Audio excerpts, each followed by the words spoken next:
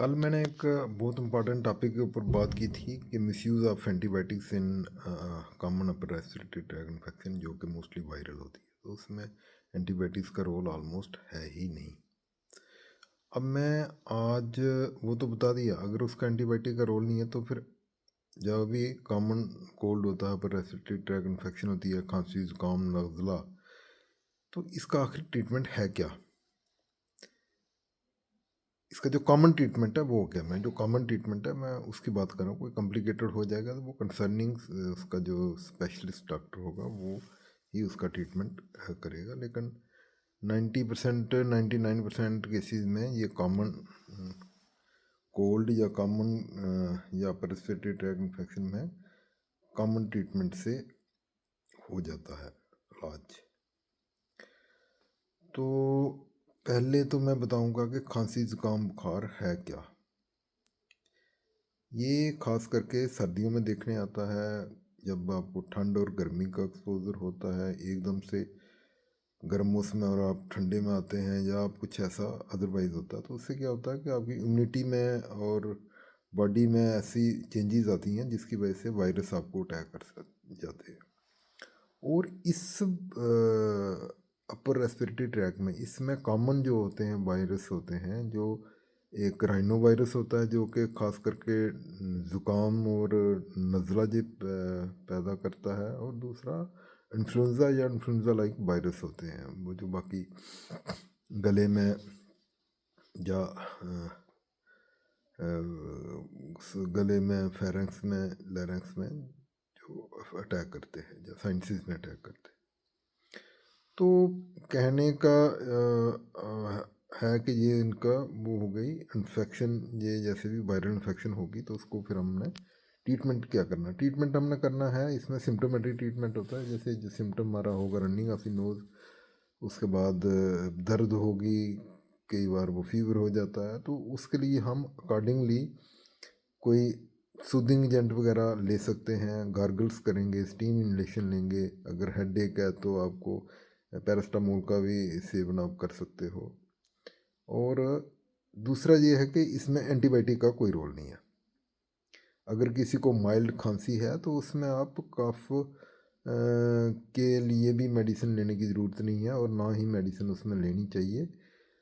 अगर running nose है आपको, जैसे ज़ुकाम ज़्यादा हो रहा है, तो आजकल इसमें मार्केट में कुछ जो ब्रांड हैं, तो वो क्या करता है कि कोई किसी को भी ये प्रॉब्लम होगी पेशेंट उठाएगा मार्केट से, क्योंकि अब ये ओटीसी में आते हैं, तो कोई भी वो खरीद लेगा, XYZ ब्रांड खरीदेगा, वो खा लेगा, नहीं जी मैंने टिक्की खाई है, अब मैं बेटर फील रहा हूँ।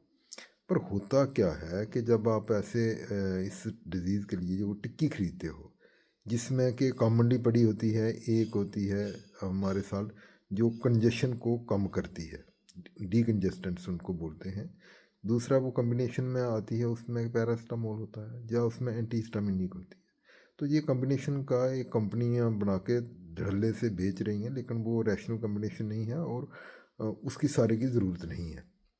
होता क्या है कि जब आपको सिक्रीशंस आपने ले लिया, आप थोड़े बेटर फील हो गए, आपका नज़ला थोड़ा कम हो गया, लेकिन उसका नुकसान होता है जब सिक्रीशन अंदर रह गई, तो वो और ऊपर में उसमें सुपर इन्फेक्शन आ जाती है और उसमें बैक्टीरियल इन्फेक्शन हो जाती है।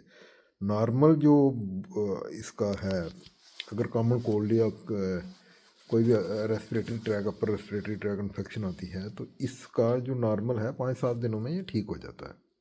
अगर हम इसको ओवर ट्रीट करेंगे सिम्टोमेटिक थोड़ा सा रिलीफ लेने के लिए ओवर ट्रीट करेंगे, ये ट्रीटमेंट आपका हफ्ता 2 हफ्ते तक भी जा सकता है।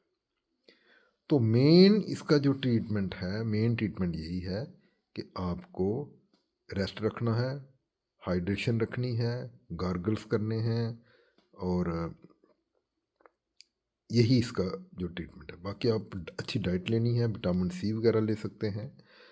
तो अगर किसी को एलर्जी है तो उसको एंटी हिस्टामिनिक देने पड़ेंगे, अगर किसी को फीवर होता है तो उसको बुखार वाली गोली देनी पड़ेगी। तो यही इसका जो ट्रीटमेंट है, और 80-90% लोग इससे ठीक हो जाते हैं। हाँ, अब हमारी सोसाइटी में चेंजेस आ रही हैं, हमारा जो अभी लाइफस्टाइल वैसा है कि मेरा आज एग्ज़ाम है, मुझे वो हो गया है, मैं वहाँ पे खांसी ज़ुकाम लेके नहीं जा सकता।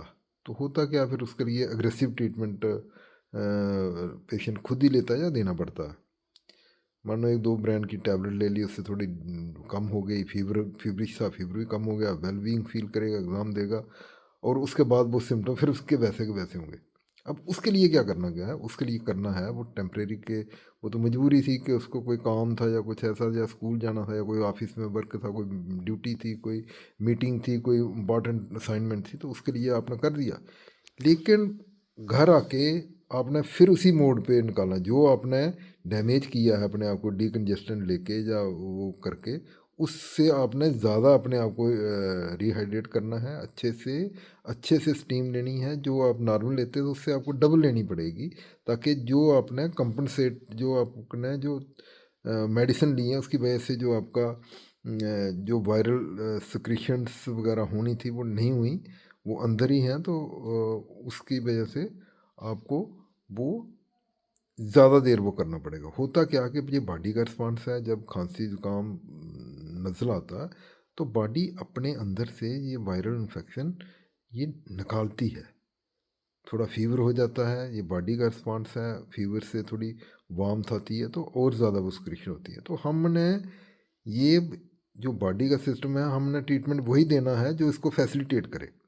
फैसिलिटेट कैसे करना, स्टीम ले ली, पानी पी लिया, उससे हाइड्रेशन हो गई, और थोड़ा हो गया, कोई सूदिंग एजेंट का स्टीम ले लिया, वो ले लिया। गले में अगर खराश है तो पिपरामेंट वगैरह या कुछ ऐसे ले लिया, उससे थोड़ी खराश वराश कम हो जाएगी।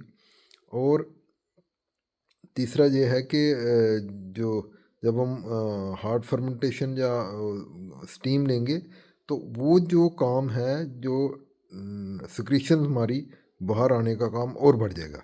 तो इससे जो है कि आपका खांसी ज़ुकाम नज़ला जल्दी ठीक हो सकता है। अगर इसमें आपको ड्रग कोई लेना है, इसमें ड्रग लेना है जो एक्सपेक्टोरेंट ड्रग होते हैं। अगर आपने कफ सिर्फ लेना है, एक्सपेक्टोरेंट लेना होता है जो कि सिक्रीशंस वगैरह बढ़ाते हैं। म्यूकोलाइट्स होते हैं, कुछ ड्रग्स होते हैं, एक्सपेक्टोरेंट्स होते हैं, तो वो लेना। आपने कफ सिर्फ नहीं लेना है, किसी भी खांसी में कफ सिर्फ नहीं लेना है। आपने लेना है तो एक्सपेक्टोरेंट आप ले सकते हो, या फिर आप सिंपल म्यूकोलिटिक कोई एजेंट है वो ले सकते हो, उसको यूज़ कर सकते हो। वो भी थोड़ा सा इसको फैसिलिटेट करेगा आपको ठीक होने में। और बात रही बच्चों की, बच्चों में तो और भी बिल्कुल है। बच्चों में कफ सिर्फ तो कोई भी नहीं, nothing, no, no antibiotic, no cough सिर्फ। अगर फीवर होता तो फीवर दे दो। एक मिकोलिटिक एजेंट होता है, जैसे मिकोलाइट, ये कुछ ट्रेड नेम होते हैं, मैं उनको ट्रेड नेम यहाँ पे लेना नहीं चाहा कि मार्केट में कुछ ऐसी इस नाम की दवाइयाँ आती हैं, मैं यहाँ पे नहीं लेना चाहता उनको। वो मैंने उनका जनरली आपको बता रहा हूँ कि मिकोलिटिक एजेंट होते हैं या वो होते हैं। अगर किसी बच्चे को साथ साथ में कहीं, अगर आप अपर रेस्पिरेटरी के बगैर लोअर रेस्पिरेटरी भी कहीं इन्वॉल्व हो रही है तो उसमें आपको वो ब्रोंकोडायलेटर या वो भी देने पड़ सकते हैं। और है वही नेबुलाइजेशन कफ के लिए एंड स्टीम इनहेलेशन, फर्मेंटेशन। और अगर किसी बच्चे को लगता है कि एलर्जी कुछ ऐसा है तो एंटी हिस्टामिनिक आपने ये देने हैं। यही इसका ट्रीटमेंट है, इसके बगैर कोई भी ट्रीटमेंट होता है। No antibiotics without the advice of a physician और पीडियाट्रिशियन। और तीसरी एक चीज़ है, हाँ, ये बीमारी अभी सर्दियों में बहुत से होने वाली है। हम सभी वर्क प्लेस से जाते हैं, इधर जाते हैं, घर में आगे पीछे, कंटेजियस है, हाईली कंटेजियस है। इसमें आपने एक ही काम करना, एक जिसको है वो उसने मास्क डालना है, जिसको नहीं, जो उसको कंटेक्ट में है उसने भी जो उसके पास होगा उसने भी मास्क डालना है। और अपने हैंड हमेशा बार बार धोते रहना है। आपने नाक को या मुंह को टच किया हो तो आपने सैनिटाइज करना है, हाथ को धोने हैं, सैनिटाइज करना है। ये चीज़ें हमने कोरोना से तो बहुत सीखी हैं। मुझे लगता है काफ़ी लोगों को ये हेल्प, वो सारी हैबिट भी डेवलप हो चुकी है कि बार बार हाथ धोना। और कहीं भी फोमाइट्स जहाँ पे आपको लगें, किसी ने वहाँ पे कोई कि किसी ने कोई आ गया, कोई बच्चा आ गया, मानोगे जिनको हाइजीन मेंटेन करना ज़्यादा कंसेप्ट नहीं होता, उसने हाथों में उसके वो थे सिक्रीशन सी उसने कहीं टेबल पे हाथ रख लिया या कुछ दरवाजे पे हाथ रख लिया, आपका हाथ किसी उस पे लग रहा, तो वो फुमाइट्स आपके डायरेक्ट आपके पहुंच रहे हैं। अगर आपका, हमें आदत तो होती है मुंह को हाथ लगाना या कुछ करना, तो वो आपके मुंह में पहुंचेंगे। तो ये चीज़ें हैं, इस चीज़ों को आपने बचना भी बहुत ज़रूरी है। Thank you.